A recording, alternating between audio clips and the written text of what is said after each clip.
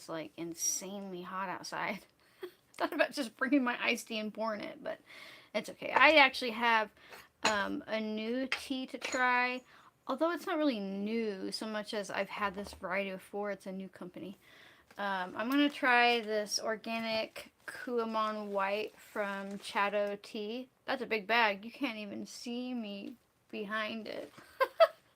um, but I like Kuamon White, and I've been using it for making iced tea, which is why I ran out. And then the place I normally order from is out, so I'm giving this place a try. Um, and it's nice as a warm tea too. It's probably one of my favorite white teas.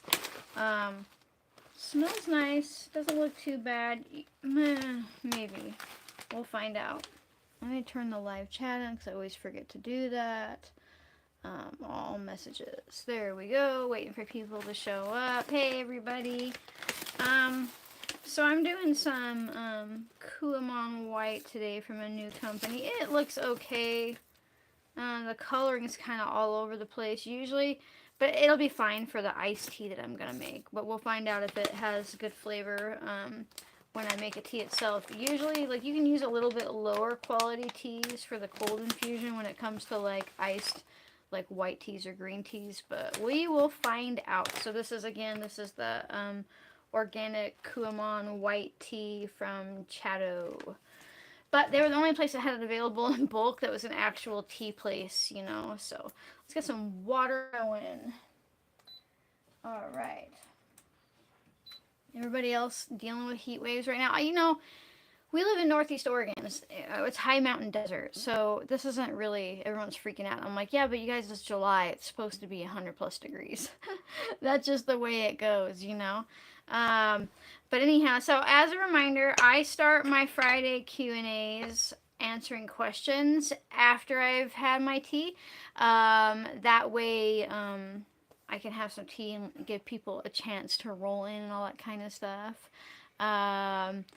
Somebody said, just made some rose blossom infusion for the first time. Wow, great grandma's rose bush. That's really cool. Yeah, that type of stuff is fun. You know, it's a great way to connect and remember, like, if you're like, oh, if you feel sad about the fact that you might not have access to something from like your previous ancestors, like grandparents and stuff like that, remember eventually you will be that to somebody in some way maybe.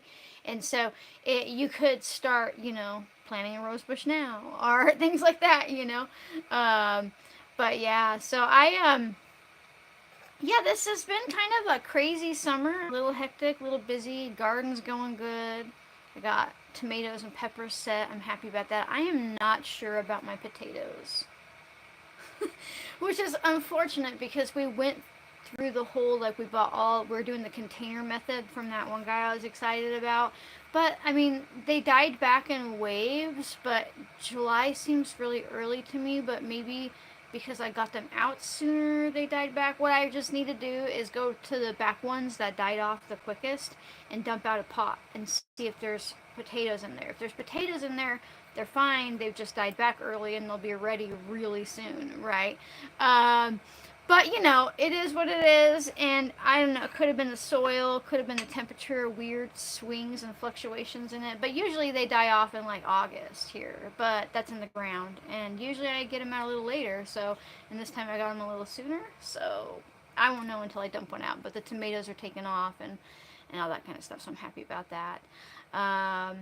But, yeah, somebody said their potatoes died early too. Yeah, maybe it was just the season for it. I don't see any signs of disease. There's no like black leg, which is a thing that can like impact like inside the stem. Like I don't see any signs of disease.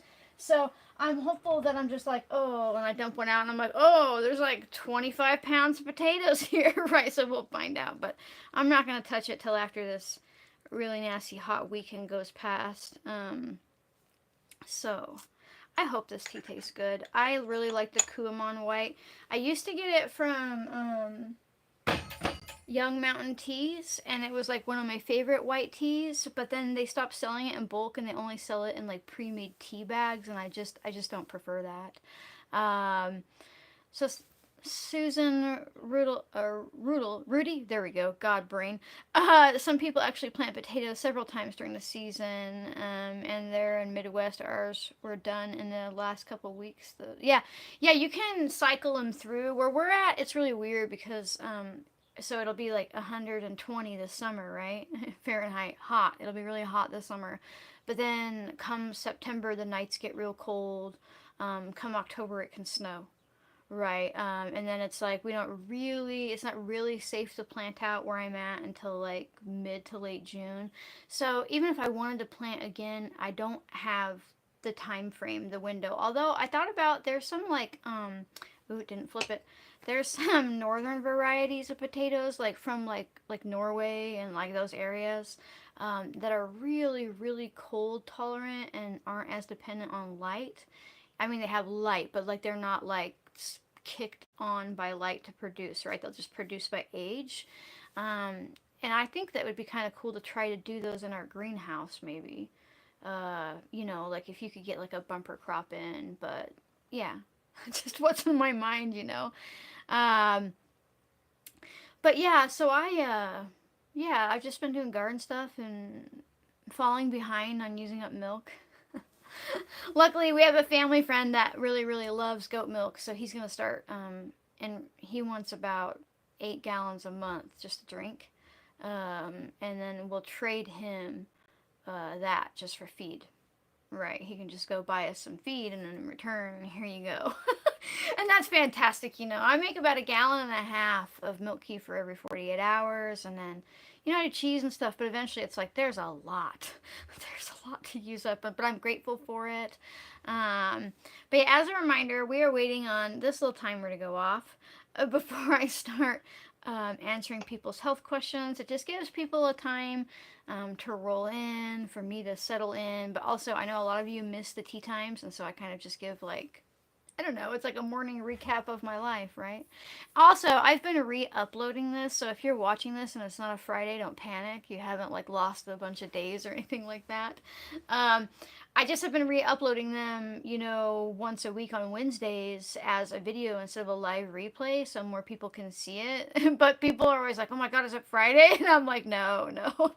Um, but yeah, somebody said I have one goat milking one tea and I'm getting almost 1/2 gallon a day. Yeah, we get about 1 gallon a day from the 3 goats we're milking. We have a fourth that we could, but I don't know. I'm conflicted on how to feel about Honey. She's not a very nice goat. Or no, she's really nice to people, but she's not overly nice to the other goats. And I don't like that in a goat. I like goats that are super docile and just kind of like chilled and laid back, and like you low key wonder if they're like eating weed plants somewhere. She is not that. She's very nice to us, but I don't like how she just kind of beats everybody else up. And it's not because she's not even necessarily the head goat. Betty's the head goat. She's just kind of a bitch. There's no other way to say it. Humans can be assholes, and so can animals, on their own personality and stuff like that. Um, but yeah. So yeah, I'm almost done here. I did see somebody ask me how I use my mouth mud. You just it was just toothpaste that I make. I've got my original, my charcoal, and my mint. You just use it like normal toothpaste in the way that you just put a little bit of the powder on your damp brush and you brush like normal. If you're not sharing the jar, what I do is I take my dry brush and I just dip it into the jar to have some like on the side, and then I put a little bit of water on the side of the brush and then I brush, right? But I mean, also you can do that even if you're sharing a jar if you don't care about germs.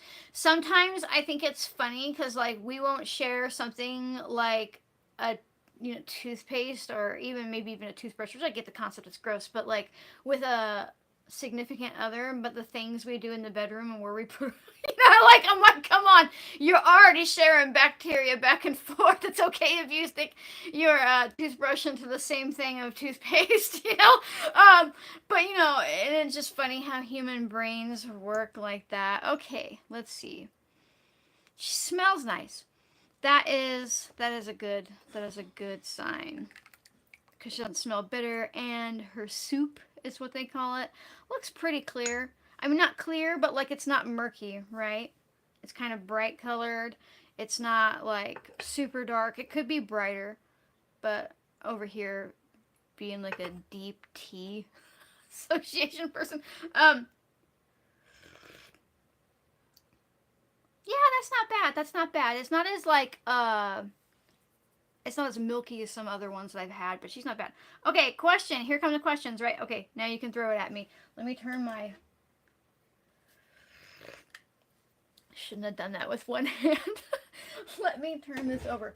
Okay, here come the questions. I saw a member ask a question. Question: How to help my cortisol? Took a spit test and I'm almost double evening and night. Please help. My anger chest fireball pops up in a flash. Okay, so um, when it comes to re-regulating your cortisol, there are some things that you can do for free, and then there are some things that you can do that will cost you, the cost of herbs or things like that. I really like getting morning sun in your eyes. Right when you wake up, right? If you can do it before 9 a.m., that's a bonus, right? Don't look at your phone, don't look at anything else. Just go out there and sit there with the sun in your eyes for 10 minutes. For 10 minutes. Now, I want you to do the same thing in the evening when the sun is setting. We're going to try to get your circadian rhythm back into place.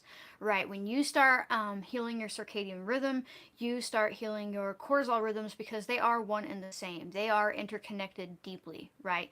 So that's something that you can do for free. The next thing that you could do is you could start working with something like Tulsi. Tulsi tea is pretty good for dealing with stress hormones, for lowering cortisol levels. But also, I would really like to combine her with something maybe like blue vervain.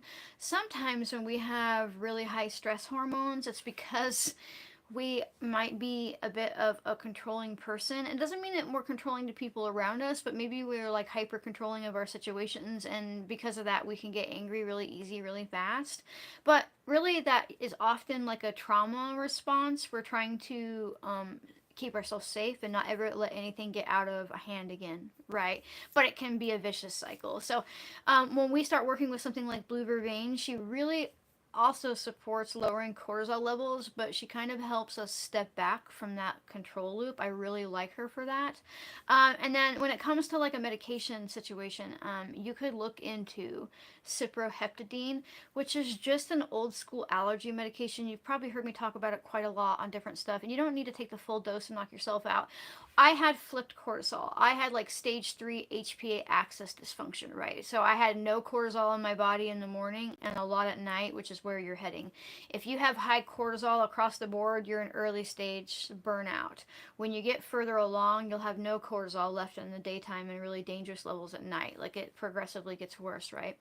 And one of the things that I did beyond using herbs and being outside and grounding and like dealing with my own shit and facing my own patterns is I worked with cyproheptadine. I took a 4 milligram tablet, which is what they come in, and I broke it into fours.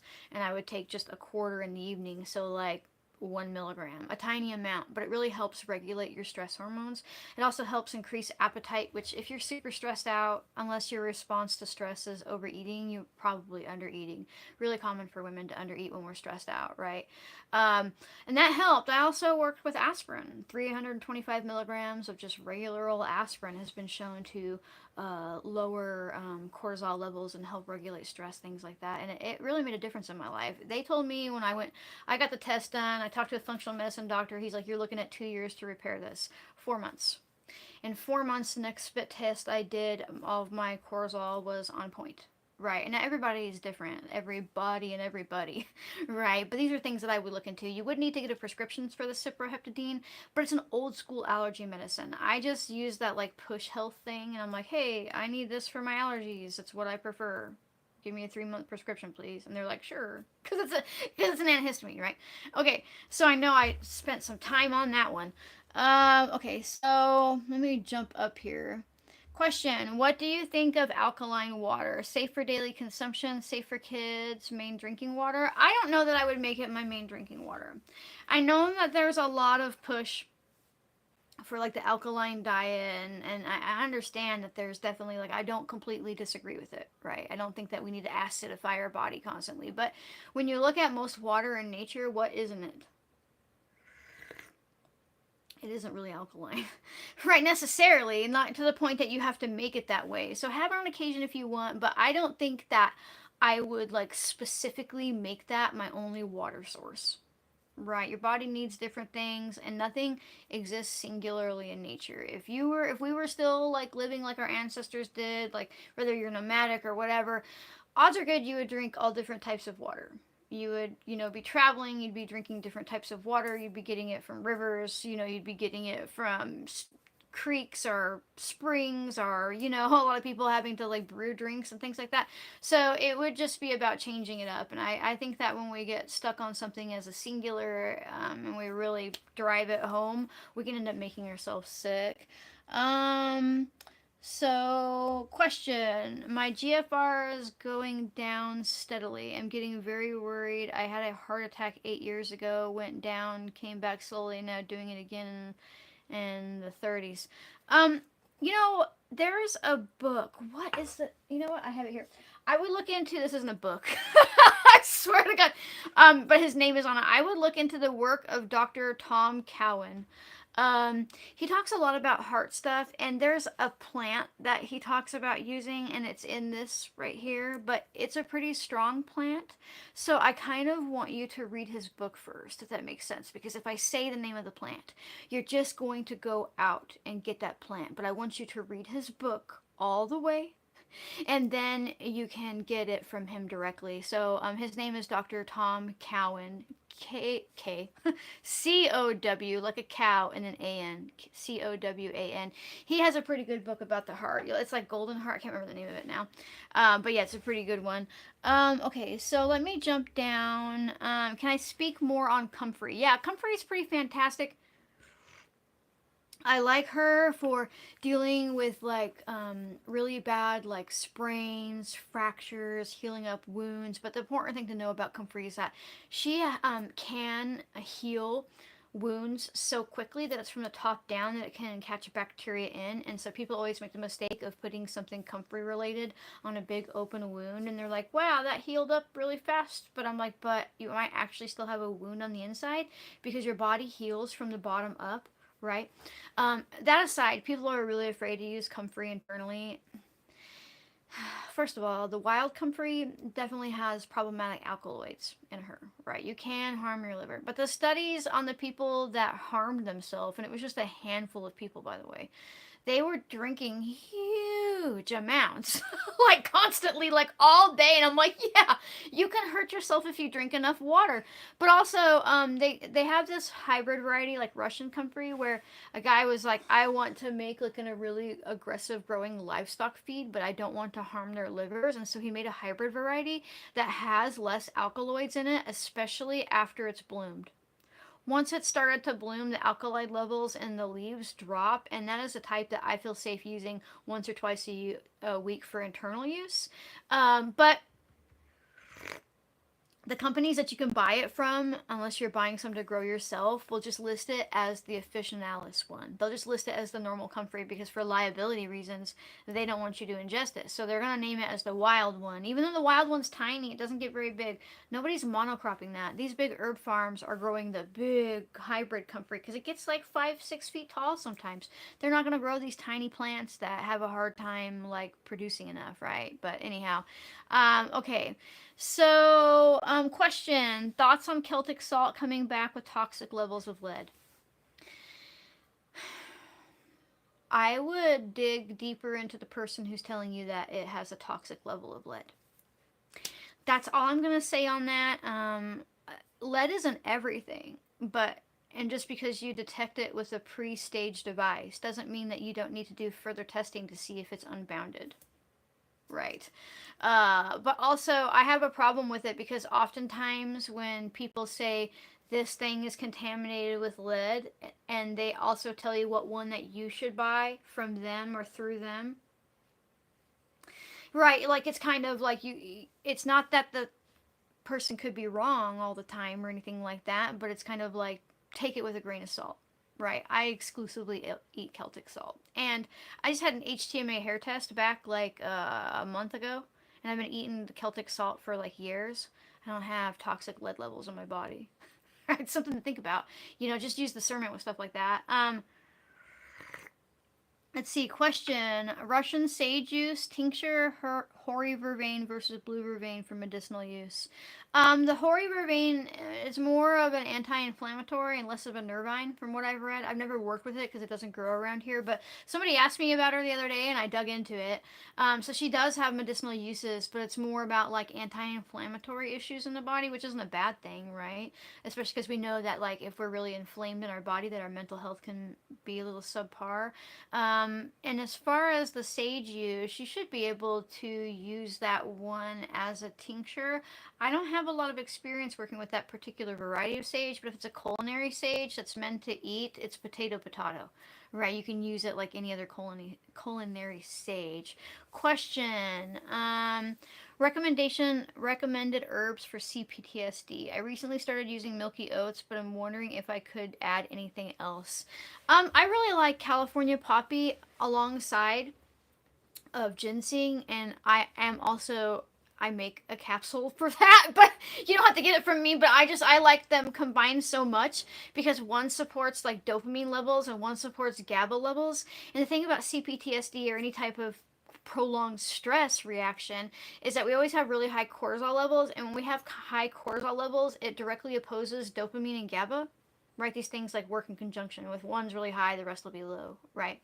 And so I really, really like ginkgo and California poppy for that because they work synergistically. Now, the funny thing is if you were just taking California poppy, that's fine too. But she can increase your GABA a lot, and then it kind of ends up being the same way that cortisol does, where like the GABA goes really high and then it pushes down the dopamine. Or if you just did ginkgo, your dopamine could go really high and push down your GABA. So like when you use them together, they come into balance, you know. And you can use that as a tincture, capsule, a tea, anything like that. But they are something worth looking into. And then just like allowing yourself to be fucking angry. I swear to God, one of the ways. So just for the people who don't know, I was on disability, like straight up disability, for a decade for severe CPTSD. And I couldn't really function. There was a point in time where I was like agoraphobic. Like the person you see now, you wouldn't believe me if I told you who I was like over a decade ago. Right. But a lot of it was like beyond like getting myself off of benzos. It was like just like dealing with my shit, and part of that was like allowing myself to be angry about things that happened, and even angry at myself for the parts that I played. It depends on your individual trauma, you know, but CPTSD means a lot of bad things, not just one, right? Um, and so for me, that's actually why I'm here with you today, because beyond the fact that it saved my life, I started talking about it on Instagram. I just started raging on the internet, and it blew up because I guess normal people don't have a filter, and so it like really grew this thing for me. And so don't discount how powerful it is in healing, of just like allowing yourself to really feel these things and to make room for it and accept the fact that this isn't something that we need to make go away. It's something that we need to accept about ourselves and make room for. People do so much damage when they try to remove their trauma versus understanding it, giving yourself grace, acceptance, you know, that type of stuff. um Question: To make a plantain salve, do you start with dried herb or just wilted? You know, in the past, I think I have an old school video where I showed wilted, and you can do it that way, but I have found as the years have gone by that dried works best because I can let it infuse for so much longer. I can let it infuse for so much longer, and that really does help. Question: I don't want to use essential oils, so what can I use as a natural mosquito repellent on my body? Any internal suggestions as well? Eating garlic doesn't seem to work like they say it does. I actually have a video on that where I show you how to make a witch hazel infused like bug spray. Basically, you want to put a bunch of fragrant plants in there. It could be lavender, it could be feverfew, it could be catnip, it could be lemon balm, as long as it's a really fragrant plant. And you can work with them dry. Fresh is a little bit better just because they'll have more of the VOC still present. And then I put a little bit of glycerin in a jar, turn it into a bug spray. Works really well. And I do have a video on it. I think you should be able to find it in the apothecary playlist. Question: Stomach hernia, please help. hernias are something that you kind of have to get taken care of by a doctor. You can get like compression garments and things like that to help it down, but you have a torn muscle, and you're going to have them put that muscle back together for you, because there's no herb or anything that can make it like go back together on its own. Some people can live with hernias. It just depends on where it's at. Like, but you don't want to really neglect it if you do have the capacity to get that type of medical help, because eventually your intestines might slip out and you could get a strangled hernia, and that is dangerous. Question: Age Cascara capsule and senna leaf don't have much, if any, effect on me. I drink homemade kefir daily. Any thoughts on what I can do to support my gut and have regular BMs? How much soluble fiber are you eating? But like what type too? Like, also insoluble fiber would also be important as well. But you also might have more of an issue with gut motility, right? Like, what if you started working like daily with things like ginger root tea? Right. What if you started working with ginger? And what if you started working with topical magnesium on your belly, even internally, and started getting these things up and going? Because maybe you just have slow muscle response, like in your digestive tract, to help things go to the bathroom. And I say that because if Cascara bark doesn't make you shit, it's not because of constipation so much as I don't think that your intestines are emptying the way they should. So if you start working on motility, right, start working on getting like your actual muscle lining in your intestines to start working better. Ginger is good for that. Again, magnesium is good for that. That's what I would suspect, because you should be able to just like violently shit your brains out if you want to with Cascara bark, right? So that's something to look into. Question: Best way to treat eczema? My son has had it since birth. He's 24. If he's had it since birth, there is something happening in his body that is making his liver unhappy. It could be if he's not gone through like extensive like food allergy testing, right? Like, check his liver function. Like, have you ever had that done? It doesn't mean that he's like necessarily dying of liver failure or anything like that, so I don't want you to panic, but like his liver might need a little bit more support than the average person. Make sure that he's not eating rancid seed oils, which at 24 it might be hard to get him to start reading labels and eating less of this stuff, because it's in everything and it would require him to start doing a lot more cooking for himself. But you never know, some 24-year-olds are on top of it.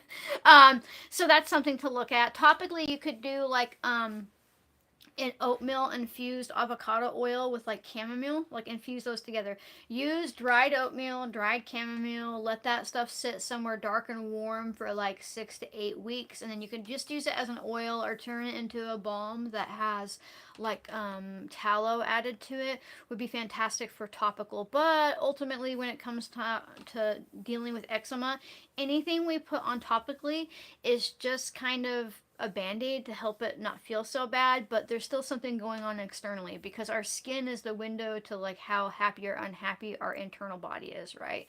So those are things to look at. But also maybe he could look into milk kefir. It could also be his gut health, right? If he's not allergic to dairy, homemade milk kefir. The stuff from the store is garbage. It's fake. It's literally not milk kefir. It's just yogurt that they overcharge for and put the word kefir on, right? And if he can't do that, you could look into water kefir, which isn't as good but still a good option. Question: What herbs are best for removing nail fungus? I really like white oak bark for this, and a true sage, like a desert sage, like a big sage, like Artemisia tridentia.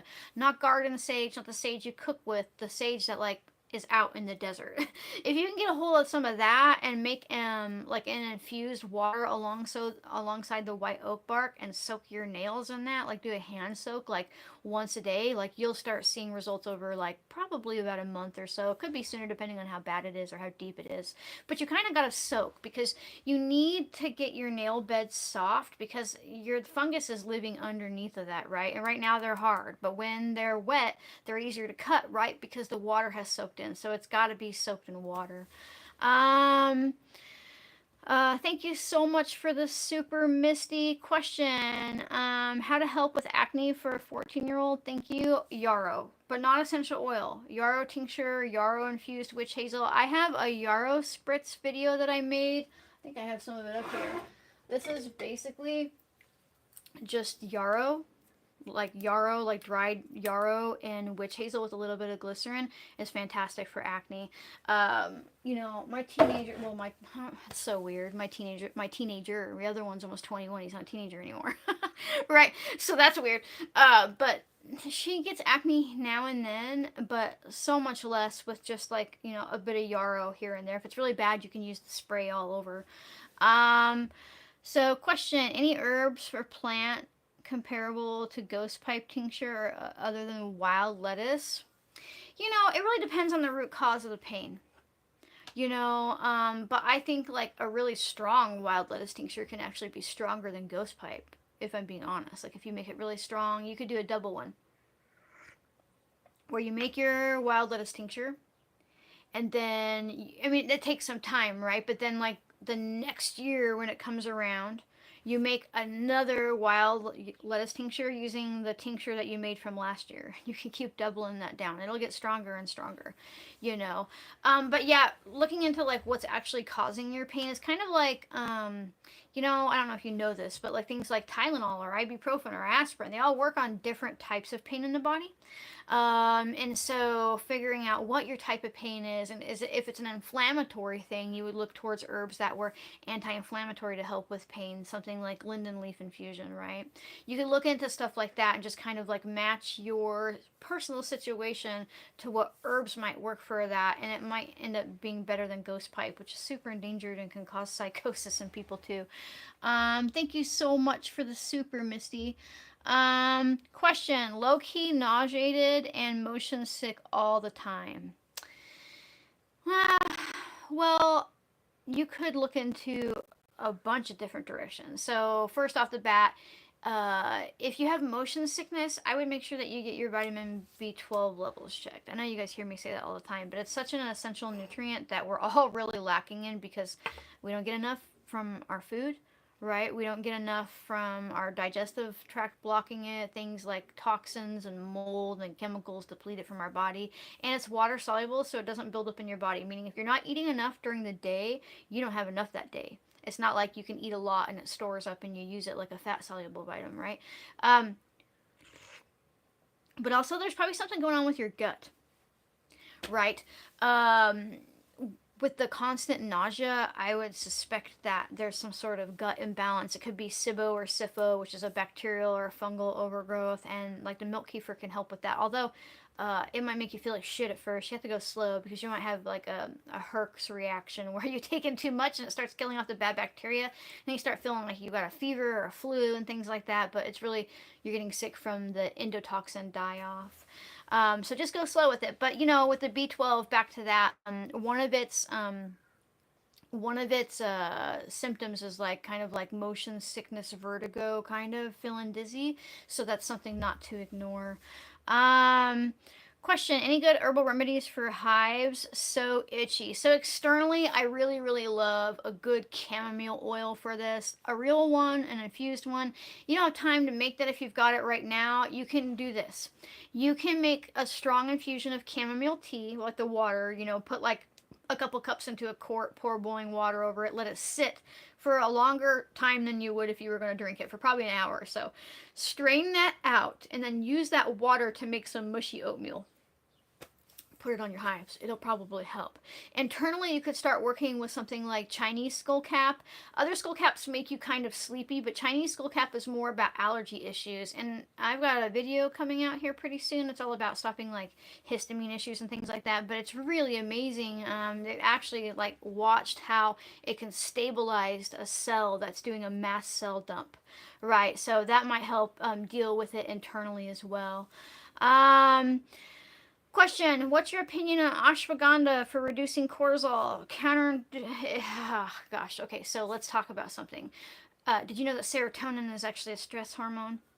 They're actually coming out and saying that now, and they're like, oh yeah, SSRIs work because they make so much serotonin that it blocks your ability to absorb serotonin, therefore, but it's a stress hormone, right? So ashwagandha, I'm not saying she doesn't have her time and place, I'm saying she's hurting a lot of people because she's become a very fad herb, a popular herb that people push out there constantly, right? Ashwagandha really raises serotonin levels, so it'll make people feel better at first because stress hormones always feel better at first, right? But because of that, she actually has a tendency to end up raising cortisol. Because what happens is when you raise serotonin, you push down GABA, your GABA and your dopamine, and then your cortisol can rise. Plus, I see her cause serotonin syndrome all the time in people. Like, even if you're not taking a medication alongside of it, like, just be careful with ashwagandha. She would not be my first choice. Question. I just had my 5th baby. Congratulations, hun. Pulling the plug on exclusive pumping. I'm done and ready to replenish my body. Very emotional. Where to start? I'm lost. Okay, first of all, I don't want you to feel bad about that. Like, you are a human who has human limitations, and you're gonna be giving this kid things for the rest of your life. You can decide when you decide to stop giving milk, because it does take a lot out of you. And if you've had 5 kids, you are probably deeply nutrient depleted, right? They say something like it takes like almost like 2 to 3 years to like fully replenish your body of minerals after having a baby, but that's like as if our food still had minerals in it, right? So when it comes time to stop milking, and I say this as experience and as a person that when I make milk, like, I could feed your baby and hers and then mine and then freeze some. But it's been a long time now, and I don't plan on doing that anytime soon. But the last time that I needed to dry myself off, what I did was I started drinking garden sage tea and wearing, the tight bras. I do not suggest like the hardcore compress method. My mom did that to me when I had my son because I was really young and it was fucking brutal. But you can kind of do a semblance of that where you're starting to milk less and you're wearing really tight bras, because usually you can just put a normal bra on and then a tight sports bra over it. You start kind of like not making room for the milk, right? It can't come in because there's no room for it. But also the garden sage tea dried me up in about 4 to 5 days of consistently drinking about 3 cups a day. And then, just like with any other milk animal, you still do need to pump, but pump less each time. Pump your normal amount and then a quarter less and then less and then less and then less, because whether you're a human or a goat or a cow, milk is made on demand. So the less that you take out, the less your body will make. And if you're drinking a really drying herb like garden sage, it will dry you up just like that, right? Now, I would probably dump the milk. I would dump the milk that has the garden sage in it. I haven't really read anything where it comes through bad like that, but it's okay. You don't have to store every last drop of it, especially if you're switching off. Okay. So, question, do you think it would be beneficial to drink nettle infusion every day, or would that be too much? It depends on what your body is doing. Like, there was a point in my life where nettle infusion every day was probably the only reason that I was existing. Right? But, if you've got to the point where you're constantly craving it and you're constantly thinking about it and you want to drink it every day, listen to that. If a day comes where you're like, if you feel like you're having to force yourself to make it, or you forgot about drinking it, listen to that. Right. And there's a lot of K1 in nettle, so and a lot of us are really deficient in vitamin K1 and K2. And so it's really easy to crave it heavy at first. But definitely just, pay attention. Pay attention to how it's making your body feel. Thank you so much for the super Stephen Walker. But yeah, question, what can help to cure severe OCD? Thank you. Okay, OCD is a beast, right? And I say that as a person who, I live with OCD. The thing for people to know about OCD is a lot of the times it's not like what you see in movies. People can't exist that way, right? But most of what happens with OCD is internal in our brain.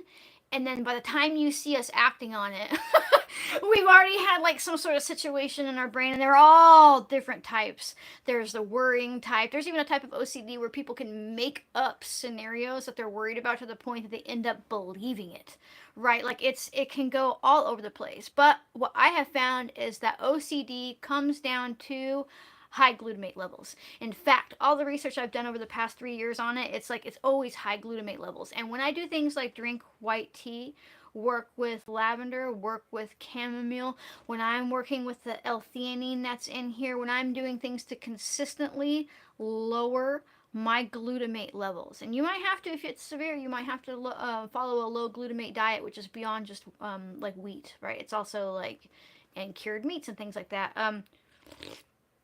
When I'm consistent about it, it really really, really helps, right? I'm not constantly stuck in the loops. And I don't wash my hands until they bleed, which is funny because I would like to point out that I don't wash my hands because I think they're dirty. It's a habit because when I was like a homeless kid, my hands were dirty. So you washed your hands at any point that you could. But then as an adult, it's like, oh, I should wash my hands. Oh, I should wash my hands. Oh, fuck, wash your hands, right? And it's not even about thinking I'm dirty. It's about having the opportunity to wash my hands. It's crazy. But for me, that has really helped. My daughter lives with it as well. She lives with more like a contamination style OCD where she worries about things being on things, which is a really classic one. And if we consistently work with lithium orate, which I know people hear lithium and they're like, oh, lithium, but lithium orate is actually like the real mineral. It's not the same as like the lithium medication that can like damage your liver, right? That has been consistently helpful, but lithium orate is one of those dose dependent things where people found more relief from lower doses than they did higher doses. Right, so you just need little doses. So that's something to look into. Um, let's see. Question: what is good for feeling cold all the time? Your thyroid is unhappy. If you feel cold all the time, especially if it's not just your hands and feet, but you're always feeling cold when everybody else seems warm, your thyroid has crashed. If you haven't got a thyroid panel yet, that's something to look into getting. But you can start working with things like beef thyroid. You can literally buy beef thyroid from like ancestral supplements, right?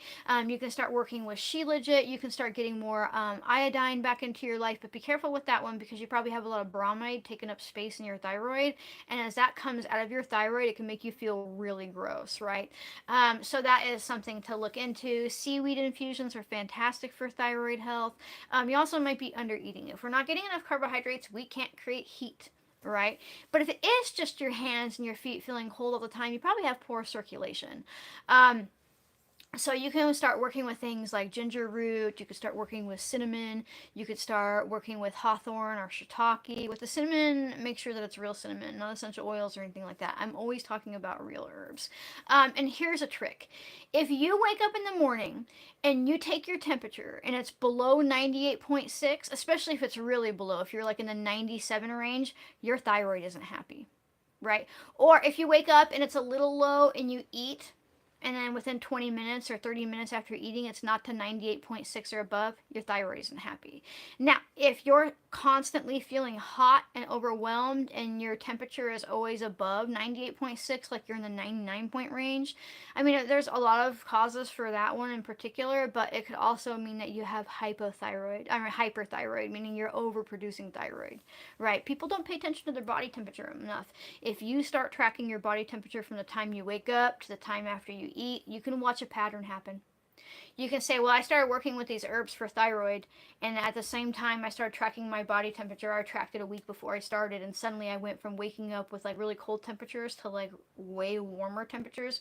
Congratulations, you've just found a pattern in what your body needs. Question: vitamin D deficient, please help.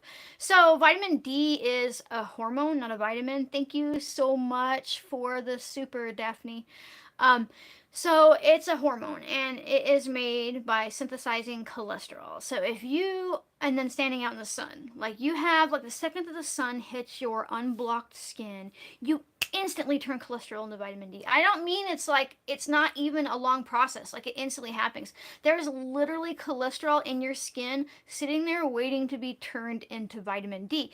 But then we don't get enough sun, and then we're told that we need vitamin D, but to be afraid of the sun, which is what causes it, and then we just start taking vitamin D supplements.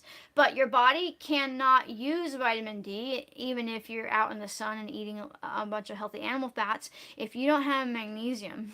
And you also need calcium as a precursor to magnesium, right? And so most of the time, if you have low vitamin D, you're low in probably magnesium and you're probably low in calcium. And if you started working on those and getting out into the sun, your vitamin D levels would probably come up, right? It's all interconnected. We treat the body like a car, but we are not a car. There is not a system that isn't connected. You can't just throw a hormone at one area, but not fulfill the need for the precursors to turn it into what we need, right? Because then it just doesn't work that way. You know, you end up on massive doses of vitamin D and it doesn't do you any good. Okay, so Question. My daughter-in-law had kidney disease and was put on steroids. Can you please tell me what she can do to stop the itching that she's feeling all the time?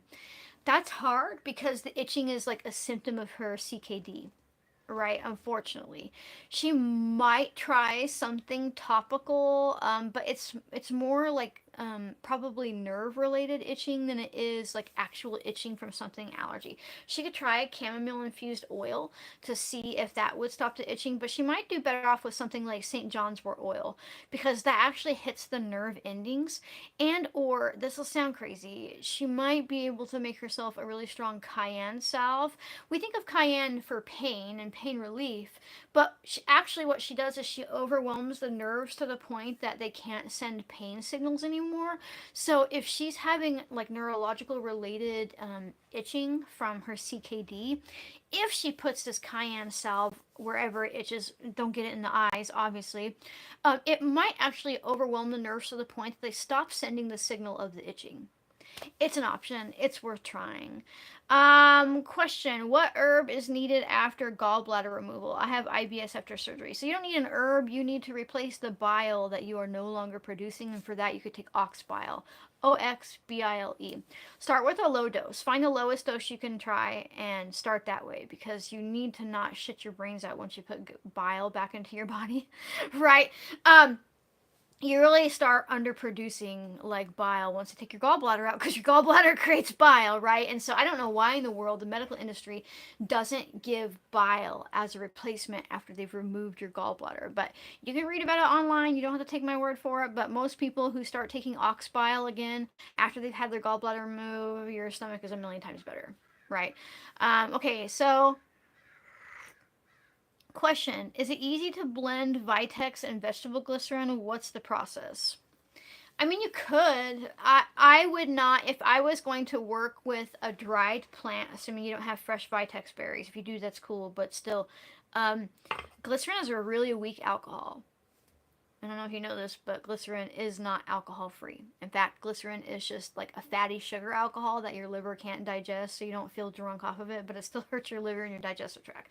I only use it if I really have to in a formula, like if I'm extracting something that's fat soluble. Like you only really see me talk about it internally for like a CBD type tincture and or something like lavender, right?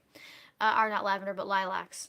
Um, so like if I was going to use something dried, I would probably make sure that I was using at least 80 proof, if not 100 proof vodka, which is 50% alcohol with 100 proof. It's not as much as it sounds, because you're really going to need to extract those properties. But if you wanted to use a glycerin, I mean, you would need to put a lot in there, and you could blend it in a blender if you wanted to, but that might make it hard to strain out.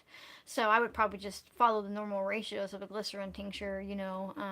But I'm not a big fan of glycerins. They're not very potent. They're not very strong. I mean, I almost rather have you make like an oxymil, you know, like with honey and vinegar than a glycerin tincture.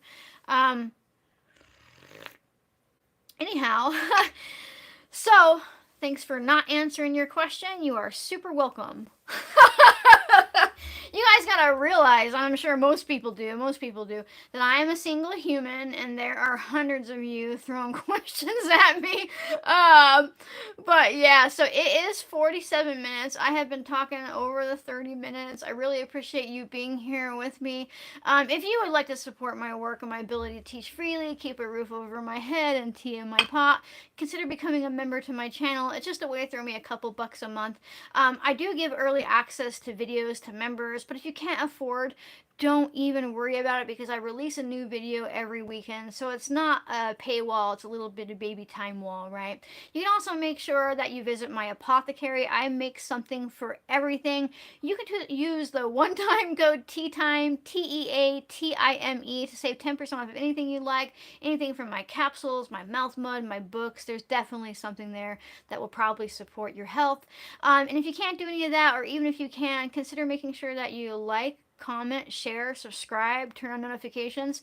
Sharing is really important because it helps other people realize that they are smart enough to do this too, that they can take their health back into their own hands with one herb at a time, and it just helps get my work out there, and so it is really impactful. So thank you so much for hanging out with me today, folks, and I'll see you next Friday. Bye.